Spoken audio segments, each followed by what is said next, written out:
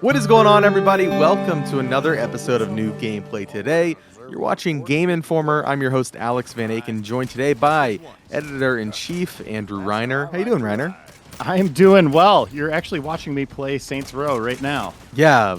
Not live. This is my playthrough from about a month ago. Okay, great. Yeah, you recently went out to Las Vegas. Before that, you got a chance to play some more. It was just, you've been all over the world playing Saints Row. This is on PlayStation 5. This is from when I visited Volition, and I got to play about 4 hours of the game. Awesome. So, for context, if people want to see, it's really fascinating for me. This game was on our cover story, last year, and we showed off, a lot of gameplay from it, and it's very cool to see how it's progressed. I think the lighting is one of the biggest improvements I've seen from my time with the game. It's just, it seems like every time I see this game, it's just coming together more and more, which is exciting. Yeah, and they're in the polished stages right now. It's content complete, and it's, coming out in late August. I was really impressed with what I played, Alex. It's a throwback to Saints Row 3, right? Just straight up, we went back in time, and this is the sequel we got instead of 4.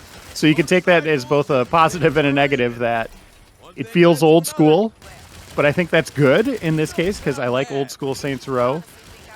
Sure. But then, the positive is we don't have a game like this. There hasn't been an open world, GTA Saints Row style of game like this in a long time. And it's been sorely missed. So, as soon as I jacked my first car, I was like, I love these types of games. We need more of these. And I'm glad Saints is back. More car theft in games, says Andrew Reiner. That's right. Just general car theft. Yeah. So so car surfing was one of my favorite features that I got to mess around with my time with the game, and it looks like they've just kind of upped the ante. I never got to play a mission where, it's to this caliber of car surfing, and it looks really fun.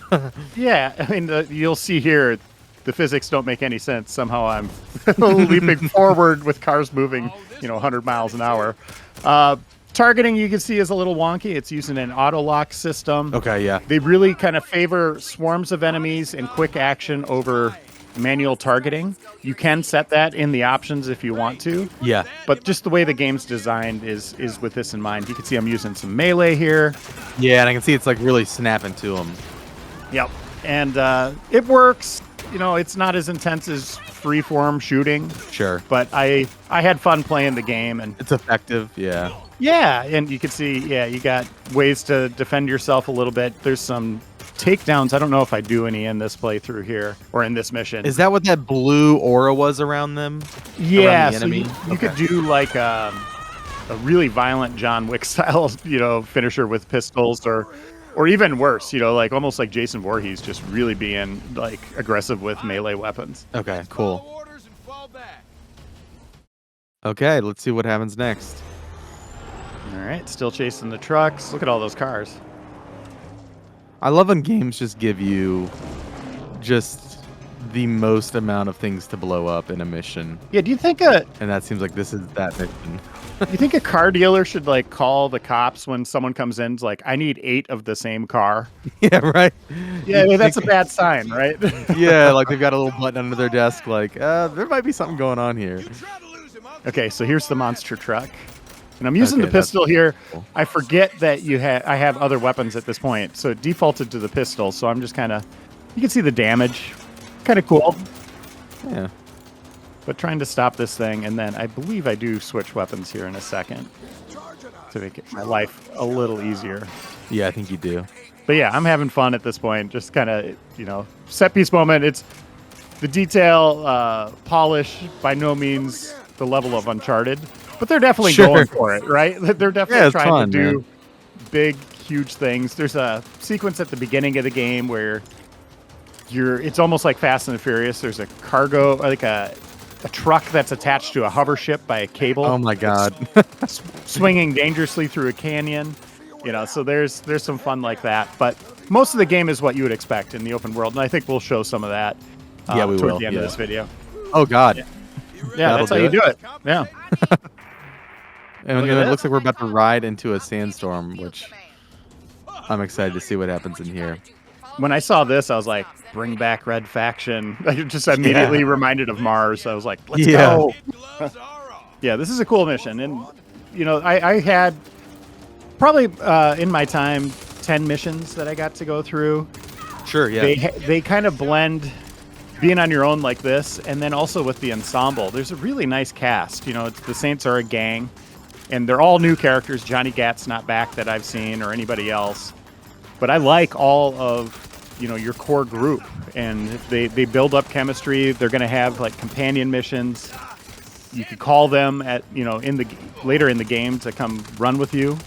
Yeah. So they have a nice variety here, and I think that's part of what makes this great. And while the visuals aren't as detailed as you'd want probably on your next gen machines, the art direction is fantastic. And like you said, the lighting, they did some great stuff with the lighting. Yeah, and all of this can be played cooperatively, by the way. So, you can have a friend with you.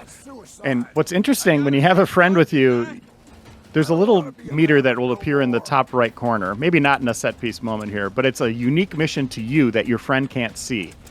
And if you could complete it, like just kind of doing random things in the game, maybe 10 headshots or driving in oncoming traffic or whatever, Yeah. you unlock the ability to do a prank on your friend. So at any point, if your friend's like in an intense moment, you could prank them, which could bring up some kind of strange visual that messes with them. Like a Volition employee did it to me, and there was a swarm of bees that there was thousands of bees flying around my head. I couldn't see, most of my screen was blanketed in it. And I thought it was a pretty neat thing, and just a way to kind of, expand upon the fun of co-op in Saints Row 3. No, that sounds fun. I'm excited to see what they do with that. Did you get to mess at all with the you can like set things around in the environment, like the sewage waste system, that kind of stuff? Yeah, so that's how you unlock more activities, and so you have a little bit of ownership over designing the world. So basically, you go to your Criminal Empire board, which is just a map. It is, Criminal Empire, yeah. Yeah, it's just a map, and there's circles on it, and in those circles, you could place whatever building you want.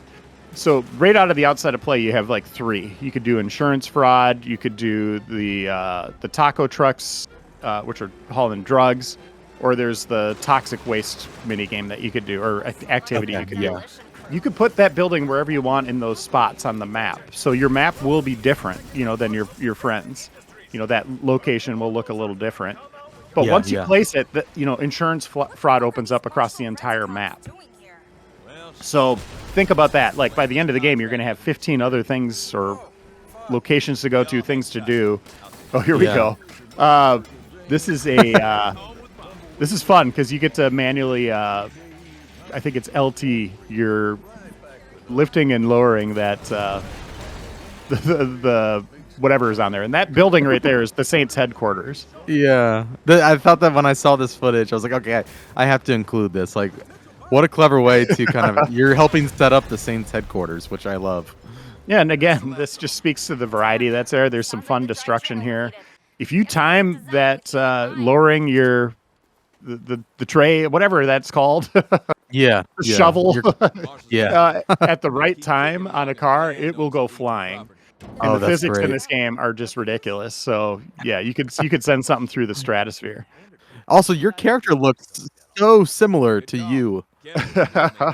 You could pick 8 different voices for your character. I couldn't find one that quite matched mine. You could also equip 2 emotes at any time. I don't know if I'm going to do one here, but I did Praise the Sun from Dark Souls that ends in a dab. Oh my and then God. another one, my guy will just punch himself in the face repeatedly with both hands.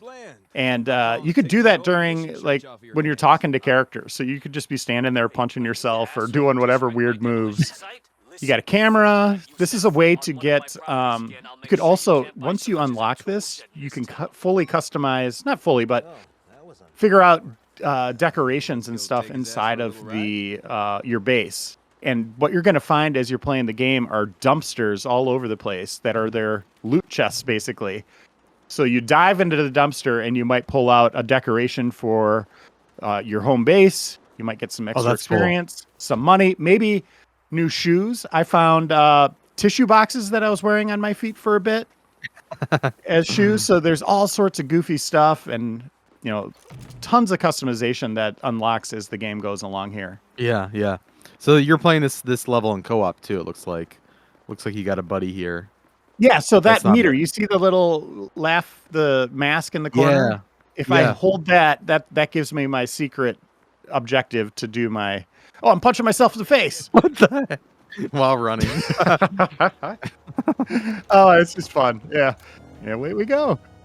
What do you think about the driving? Because that was probably the highlight of my time with it. Specifically, I just thought the drifting felt so much fun. Yeah. It was just it almost reminded me of Mario Kart in a little bit. Like it's very arcadey, but Yeah, they definitely favor the arcade vibe and making sure that you can turn on a dime, can knock cars out of the way, even though you're in a smaller vehicle than a truck, you can knock it off the road. yeah, Like they really empower you in a fun way in vehicles. And there's a nice variety that I saw too. As I was playing the game, like you saw that construction vehicle. There's just all sorts of wild stuff that you could get into. There's a hover bike I saw, like a futuristic one.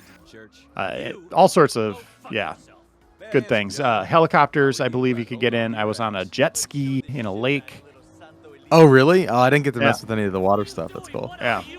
A tank I saw. Yeah, there's a ton of stuff. So we're breaking into the church. Yeah, this is just showing off what it looked like before. Got a little harrowing platforming here. And leap of faith. I think we're just going to open up the Criminal Empire's table here. If I could find my way.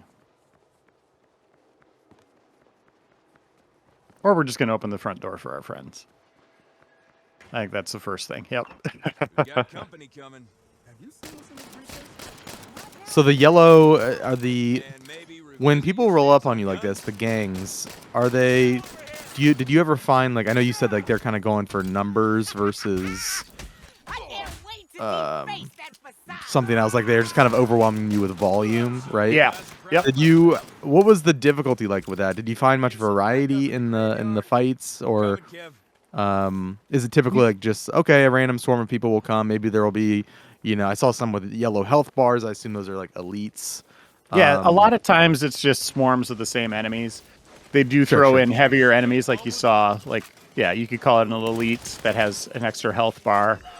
Gangs. The different gangs bring different foes. I think these are the neons, right? So they're gonna have some glow sticks that they kind of use as a defensive tool. To put up a shield as they spin them. Yeah, there's the fireworks. Yeah, here's an elite. So they're probably my favorite looking enemy in the game. I've got you, Eli. Yeah, and you can see I'm starting to get the headshots down, so I'm locking onto the enemies and then flicking up with the right analog stick to get those headshots. Yeah. And whenever you see the skull, that's the headshot. So it's satisfying in that way. Again, just not as intense as normal gun-playing games where you're doing it all yourself. This one, you get a lot of assistance. And that's okay. That's the default setting. Yeah, so I'm owning here. You dialed in. For once in a Game Informer video. Here it is, my proudest moment. Way to go, Reiner. Yeah.